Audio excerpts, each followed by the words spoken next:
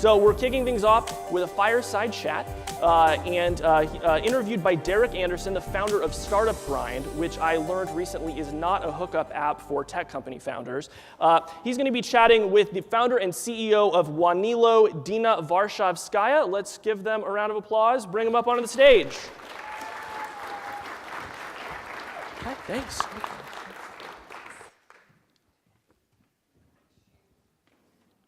Thank you very much. I already got a compliment on my shoes. Woohoo! Oh, you did? Me too. Nikes. Those are amazing. Well, welcome this morning. How many people here know about Wanelo? Can I get a raise of hands? Okay, well, you're all going to hear about it. This site is pretty unbelievable in an amazing way. They are taking off. Tell us what is Wanelo? What problem are you guys solving? Sure. Wanelo is an online community for all of the world's shopping. We are bringing together all stores, all products into a single platform, and we're empowering people to reorganize all of shopping. And what is broken about the current the current shopping landscape that needs fixing? What's wrong with it? It's just kind of stuck in the 90s. That's the main problem with it. So what I mean by that is that we've seen a lot of innovation on the internet in general, and a lot of that innovation has had to do with all content being reorganized around people, right? So the web is becoming social. We have a social platform, a leading social platform for every single important human need, right? So video, news, jobs, everything is covered. Yeah. And commerce is the one area that is really kind of left open. And so what it means is that we still, there are thousands, in fact, millions of separate stores out there, right? And we're expected to kind of go to each one separately, and finding the right stores is really hard. Finding the right products is really hard. Knowing what our friends shop for is, still really hard. So things like that. Well, tell us about some of your metrics and the growth that you've had over the last several years. You started in 2008, 2009, is that right? It depends on how you look count at, starting. For the start, yeah. Right. We had a version that's the closest to what we are today, and at the end of 2010. Okay. Sort of like a very minimalist approach to products and people. And in the numbers that we've announced is in November of 2012, we had 1 million registered users. And I think a month or so ago, we announced probably more than that now. 8 million. Yeah. And you're talk about how many shares you're getting every single day or second. Right, so our key metric is saves. We're seeing millions of saves per day. So describe what that is. What is a save on Wanelo? So a save is when you find a product you like and you save it. Very simple. So just about collecting things you like. And so we've crossed 1 billion saves. And again, we see millions of saves per day. We've seen kind of averages of 200 saves per second. So it's pretty high engagement. Yeah, that's crazy. That's amazing. The product is so simple, right? So talk to us a little bit about. So you've been working on it for several years, for 3 years, but yet the product is not like if you went to the site, which everyone should. The new app just came to the App Store. New version of the app, I should say, just came to the App Store this week. So go download it and check it out. You would say, wow, there's hardly anything here, but it's like a simple it's a compliment to you because it's a very deep simple. You know what I mean? It's deep simple, exactly. It appears simple, whereas as you dig into the experience, and certainly we know that there's a lot of complexity there. Yeah. So what is it? Because what does your engineering team do? You've got about 20 people at your company, is that right? They're not building features. What are they doing? Oh yeah, we're building features. They're building features, okay. Very much so. Everyone's a builder. We have very few people who don't touch the product directly. Yeah. And in terms of mobile, talk to us about mobile versus web. You have one of the top 30 apps, inside of the App Store at any given time. How much of your team is focused on mobile, and talk to us a little bit about kind of the challenges that you've seen moving from a web platform to a mobile platform? Yeah, absolutely. I mean, I think one of the challenges for a startup today in general is just having to work across platforms. I mean, that means that you're diluting your resources, your focus. But mobile has been absolutely tremendous for us. And we started on the web and went to mobile because we were getting repeated requests from users. and they just wanted us to launch in the App Store. So it was almost against my will, actually, that we did that. And it certainly took off, and it's become a huge driver of growth for us. Do you find, so one thing that's really unique to your product, especially here at the Social Discovery Conference, is that you have a social product, but it has this incredible kind of commerce model built into it. I mean, it's a shopping product, but when on Pinterest last year, when Pinterest was told that or when the users found out that they were doing affiliate links on their products and on their boards, the community was horrified. Right, and with your product, it's kind of the opposite. It's the exact opposite, right? And in general, on social platforms like Facebook, Twitter, we see brands market through content that they create that's specifically non-commercial, because the premise is that nobody wants to be sold to, and so nobody wants to see 100% commercial content. Wanelo is completely opposite to that, and it's really wonderful. And so some recent anecdotes to share about that is that we've started seeing a couple of brands actually post non-commercial content to the site, and so essentially style blogging type content. And we started getting emails from users who were just basically outraged, and they're looking at that content as that content cluttering up their feeds. Like they want to say, hey, if I see it, I want to be able to get it if I like it. Right, that's why they're on Wanelo, because the premise is that everything is purchasable, and that's precisely what differentiates the Wanelo community from every other community out there. So how did you create that? Did you find these people hiding, around the world and brought them to this place, or did you teach them how to? I mean, how did this? I think it's self-selected. How did it come together? Well, can you explain a little bit more? Well, again, if you go to Facebook or Pinterest, or these people we do not want to be sold to on these sites. Right. Yet everyone shops, right? And so when we shop, we go to platforms that specifically sell us products. And so, we go to Amazon because Amazon is full of products. We don't go to Amazon because Amazon has products, but also, pictures of recipes. So it's self-selecting. How do brands, talk to us about, tell us what brands are on your site right now, and then tell us what brands are doing and how they interact on Wanelo. We have about 200,000 stores and brands on Wanelo right now, and they span the gamut from huge brands like Urban Outfitters, which now has 1.5 million followers on Wanelo, which actually parallels their Facebook following, I believe. To tiny Etsy sellers, and some of whom also have thousands of followers. And so, brands are basically reaching out to us. They're finding us in their analytics. They're hearing about us from their customers, and we're actually talking to many of them, trying to figure out how to help them grow their businesses. When did that tipping point happen for you guys? When did brands start to call you and say, hey, we're seeing this in our analytics, we're seeing people come through and buy products from your site? When did that start to happen? We've been hearing about it for a while. Certainly all of this year, and I would just say it's increasing in frequency. Yeah. And are these companies, are they dedicating? Is it one of these things where they're dedicating specific people to the platform now? Yes, absolutely. And many of them are posting their own products, and we actually very much encourage that as long as it's non-spammy behavior.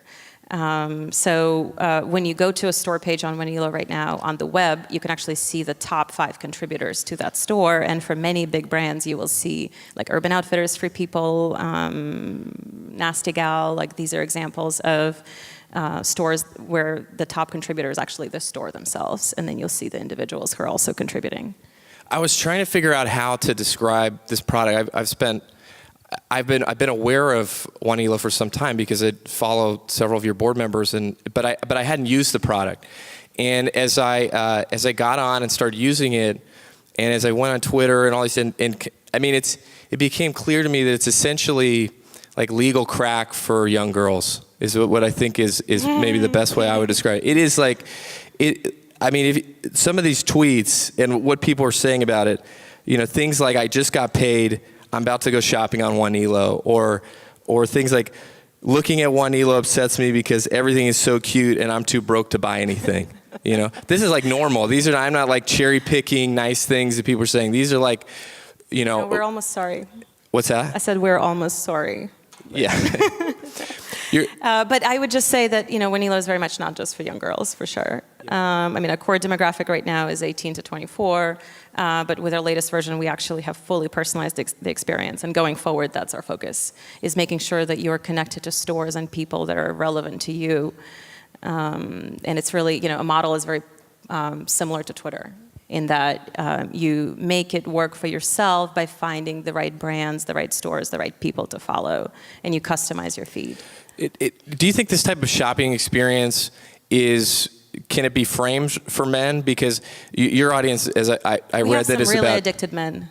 We have men who use the platform on a daily basis. Sure, but primarily, overwhelmingly, your platform right now is designed for women. Is women. Mm-hmm. But do you think, when you look at a site like these very visual kind of sharing, pinning sites or saving sites where you're saving this content, we see that they're overwhelmingly kind of geared towards women. Do you think that shopping experience is the same for men? Is it as simple as getting the right content in there and that will bring them in? Does it matter? Is Twitter for women or for men? So it's very similar to that. I do think that women tend to get more value out of very visual shopping, but I think that in the long run we will very much see everyone adopting the experience. And I think there is something special about how women relate to very visual self-expression in their physical worlds, right? So things they wear, things they put in their houses. There's definitely a distinct desire to do more of that.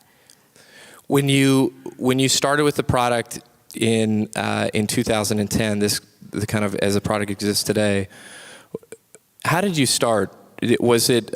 Tell us just a little bit about when you launched the product. Was it this overwhelming, huge viral success? Was it something that... When I first launched the product, there was no success. I couldn't get my parents to use the product. It was really sad. So I did a bunch of experimenting, a bunch of failing, all around the same vision.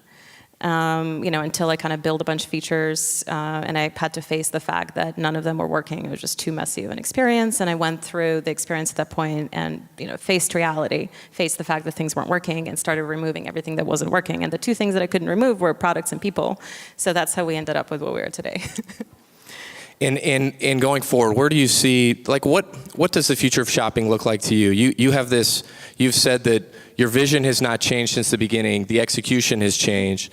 So what does that mean? What does shopping look like 10 years from now for us? Yeah, so I think in general what technology does is it empowers the individual, and we're seeing that play out across all categories. And so I imagine a very similar thing happening around commerce. And so I think the future of commerce or shopping specifically is that there's a single platform that gives us all the information in the world we need about every single brand, every single product. And it brings all stores, all products together. And we know everything that we need to know about every single thing in regards to the social context around it. So, do my friends shop in this brand? What other brands are related to this brand? All of those questions. What percentage of our shopping experience do you think will be on mobile versus the web? How big a shift is that in your vertical? I suspect that in the future that differentiation will just melt away at some point because it will no longer be, we'll just be so connected across all physical objects, right? It depends on how far in the future we're talking about. But I think, I think that the transformation that we will see in shopping will be more about how content is organized and less about what particular hardware we consume that content on. And I think today we're still in a world where it's about brands telling us what they want us to know about each individual product. If you think about going to a retailer site, it's what the brand wants you to know about that product. But that's not the truth about the product, nor is it what's most interesting to you about that product. And so the future will be very much reversed to the point where it'll just be about the information that's relevant to you, and all the information will be reorganized by people who are relevant to you as well. What do you think is the future of malls? Do malls have a future? Because this is what you've created I mean, I wasn't around in the 60s, but it's like, it seems like it's like the Sears catalog of 2013. It's like this thing where if you want something, you kind of, you know, when you're a little kid, you're cutting out, you know, on a Sunday morning, you're cutting out those, you know, the video games, you're cutting out the different things in the newspaper that you want. How far does it span? Is it just fashion? Is it just clothes? What I can think you it's also? everything. Yeah, social commerce is everything. It's every object out there surrounded by the social context around it. And I think, you know, so yes, Wanelo is a giant catalog, but it's also much more than that because it's also all the communication, all the conversation around each product and store. And, you know, we're just starting as far as enabling that communication, so we're really early. Another thing that you guys have done that's really interesting is you've not built your social data on top of something else. You use Facebook Connect, but you've not relied on Facebook or Twitter or other platforms to kind of get data under information. You've kind of done it the hard way. You've built it yourself, it seems like. The hard way, which is now paying off, I'm sure, because you own this data on these customers, which is probably much more valuable than Facebook's data on individual users. Talk about that decision. Was that based on a need of simplicity in the product? Was that why not leverage other platforms? Why kind of do this? So you're referring to the ability to follow your Facebook friends, for instance, or find it? Well, there's that, or there's like pulling from the social graph to say, oh, well, I like, you know, X movie, I might like X products. Right. Yeah, I mean, I think it's something we'll get to at some point. It just wasn't where we started. And it wasn't where we started because, I don't know why, because the core experience just did not really depend on that. And so the other interesting thing is that in terms of, there are kind of interesting questions around who you follow on platforms like this and who you connect to, because your friends are relevant to you for a different reason than, you know, other people might be relevant to you. So you may not necessarily like your friend's taste, but you know, so someone you don't know who you admire might be a lot more relevant to you. So there are aspects like that we are building in. And ultimately, I think that it makes sense that your shopping graph would be unique and separate and, you know, distinct from your general friend graph. Which social platforms are you guys seeing the most lift from? I mean, these brands are coming to you all to sell their products. Where are you seeing the biggest impact for you? Is it sharing on Facebook? Is it sharing on Twitter? Is it what platforms do you see that are kind of having a big impact? You know, none of the platforms have actually been transformational for us. And you know, as I'm super engaged in like figuring out how to make the platform grow, I've certainly paid attention to a lot of those platforms, and I kept waiting to see which one is going to be the leading driver. And really, what happened is, you know, we really started taking off once we launched on mobile.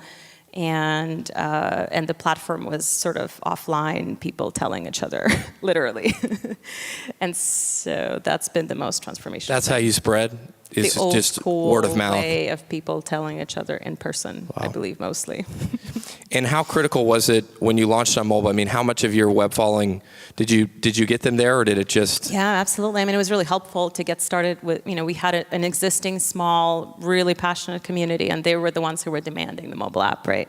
So once we launched on mobile, yeah, they showed up and they started using the app, and then, yeah, over time that just started growing and taking off. You've got 70% of your users that are coming back to the site every single month. How do you get that kind of engagement? I mean, I've been on the site for several weeks. I've not received a single email, yet I've gone back several times, which is great. I mean, we try to not be spammy as much as we can. It's great. Yeah. So what are you doing? How do you bring these people back? They kind of bring themselves back, really, because the experience That's nice. It is kind of nice. It works when you start building a product that really creates unique value. And so our users come back because they get something on the site. They get to see really unique, unusual products that are constantly updating and, you know, dig into their passions, and that's really addictive. It's a really fun way to, you know, just spend time, if anything. And money. And money. Yeah.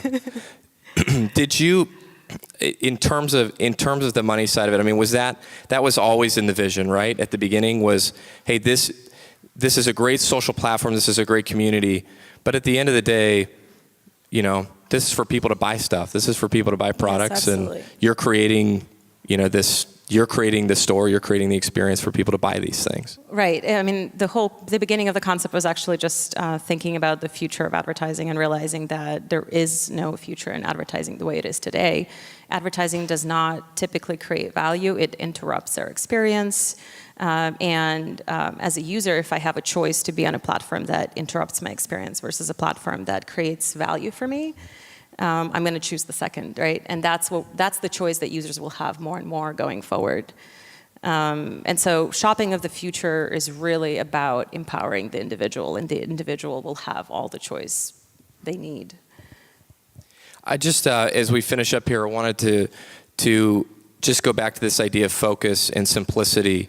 And what do you, to people that are building social products, there's so many APIs, you can use, there's so many, different logins you can go with, you can do all, there's all these different features you can create. And how, what do you suggest to founders or entrepreneurs that are building these types of products to help them stay focused? How do you stay focused in this social space?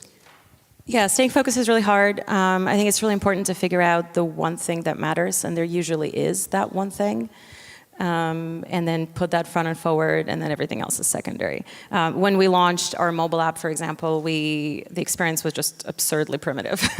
So, we were already on the web, or we had been on the web. We knew that our users really loved the really powerful, simple grid of products that we presented them with, and so that's what we led with. So our mobile app initially was nothing but literally a grid of products that you could click on, save.